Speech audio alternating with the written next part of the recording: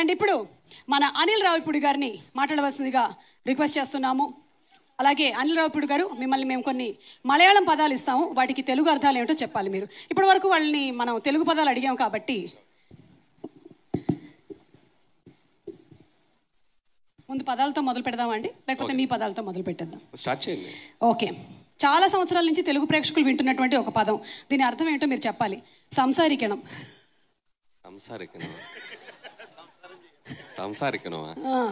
మలయాళంలో సంసారికనం అంటే మాట్లాడుకుందామా? Right answer, congratulations. సెకండ్, ఎంద చేట. Ali. That's the brand of Ali గారు. అంటే వాళ్ళు నీ అవ్వ తగ్గేదేలేంటే పుష్ప అన్నట్టు. ఓకే. What brother? పక్షే. తర్వాత కానీ. కానీ. కానీ. ఓకే. మనసులో అయ్యో. అర్థమైందా? మీకు చాలా అర్థమైపోతుందండి. లాస్ట్ అండ్ ఫైనల్, ఊడు కழிచో.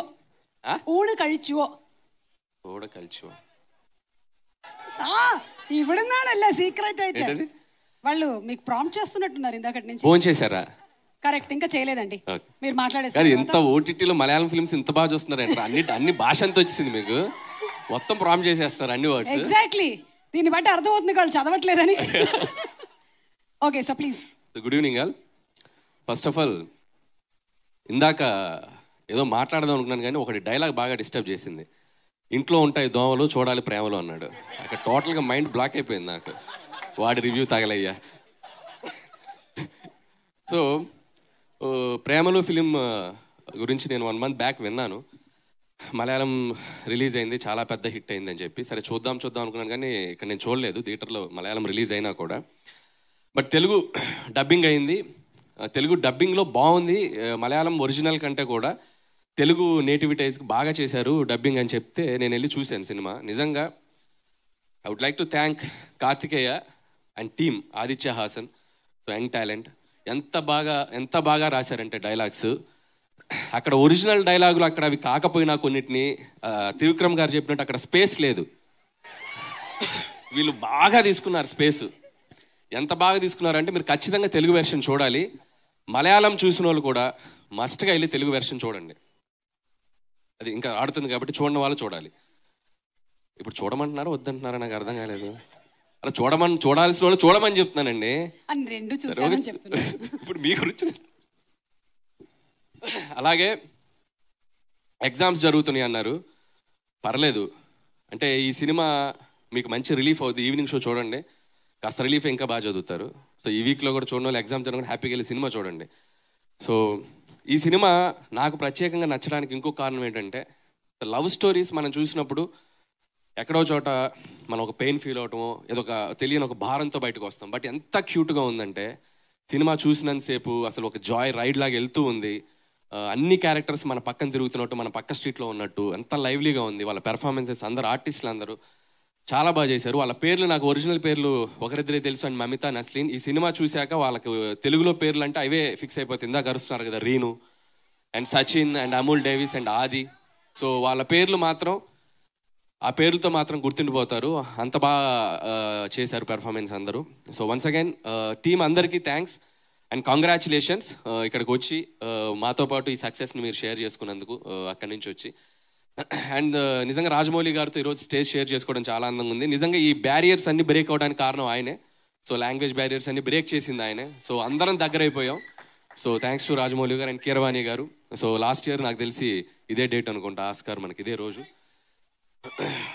సో అలాగే ముగించే ముందు చిన్న మెసేజ్ ఒకటి ఇద్దాం అనుకుంటున్నాను నేను మన కుర్రోళ్ళందరికీ. అది మీ సమక్షంలో ఇద్దాం అనుకుంటున్నాను, పక్కకు వస్తే. నన్ను కూడా యూత్ గా కన్సిడర్ చేసి ఈ మెసేజ్ ఇచ్చే ముందు నేను ఇప్పుడు చెప్తుంటాను, మీరు దాన్ని వాళ్ళకి ట్రాన్స్లేట్ చేసి చెప్పండి. ఆది ఇక్కడికి రావాలి. ఆది క్యారెక్టర్. సో అలాగే సచిన్ ఇక్కడికి రావాలి. Okay, present sir. It side రాకం Naslen. Okay. And Mamitha come in between. ఎందుకు మమిత మాత్రం ఇక్కడ? ఆవిడగా రావాలి, సెంటర్ ఆవిడే కదా.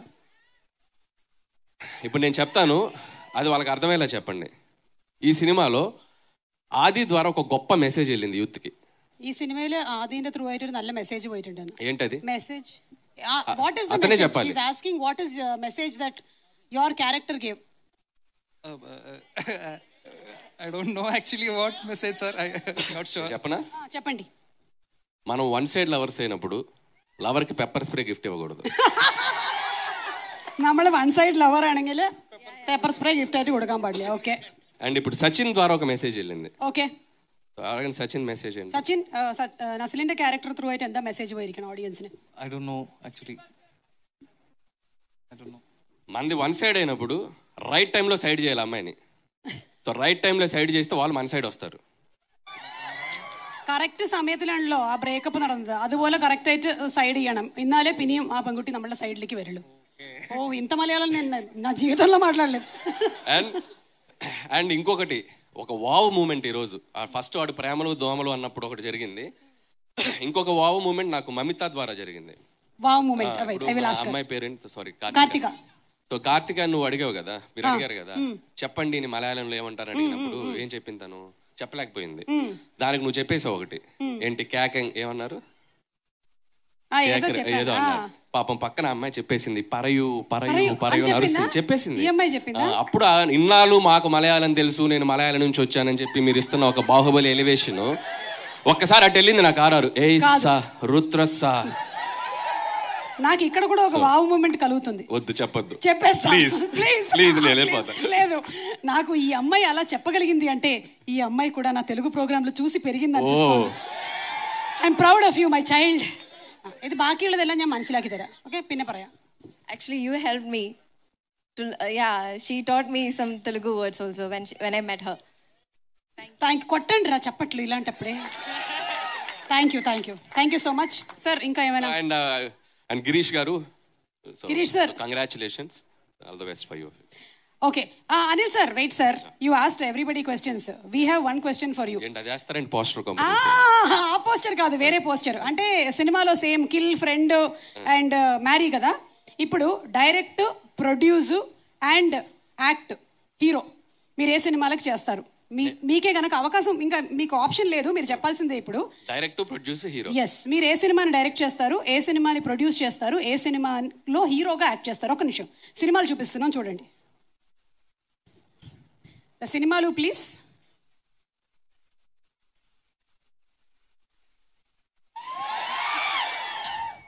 అదొకటి. యాక్షన్ పాపా. పాపా പാപ്പാ പാപ്പാ കേട്ടു, ഞാനൊരു പൊട്ടനല്ല. Okay, next. ആനിമൽ. പുഷ്പം എന്ന് പറഞ്ഞ ഫ്ലവർ അല്ലടാ, ഫയർ ആടാ. നെക്സ്റ്റ്. വലിയ കോട്ടകൾ കെട്ടുന്നത് ഭയം കൊണ്ടാണ്.